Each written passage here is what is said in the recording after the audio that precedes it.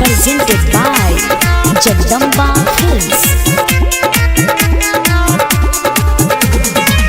Scent मार के हथु झारी के पहन के रानी सूट पिया। सेंट मार के हथु झारी के पहन के रानी सूट पिया। आइल बनाया साल ये गोरी बोलन हैप्पी न्यू ईयर। आइल बनाया साल ये गोरी बोलन हैप्पी न्यू ईयर।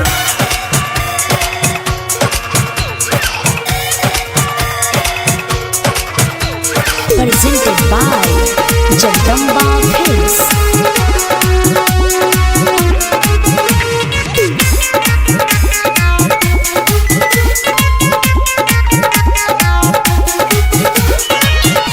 ये जाने नहीं लेट होई मामला वही जा पुलिस लेट होई।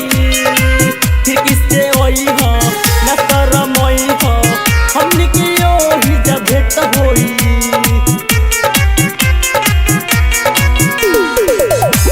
ये जाने नहीं लेट होई मामला वही जा पुलिस लेट होई। फिर किससे होई हो न शरम होई हो हमनी की भेट होई। आई नया साले बावे मखुस हाल बावे मनुष्य कहता नि सुनडिया। आइल बनाया साल ये गोरी बोलन हैप्पी न्यू ईयर। आइल बनाया साल ये गोरी बोलन happy new year.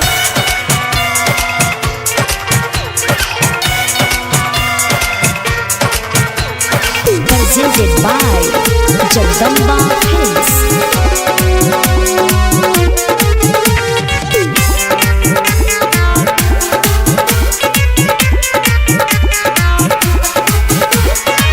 Writer Rupendra से छुपा के आए नहीं महेंद्र से बता के आए।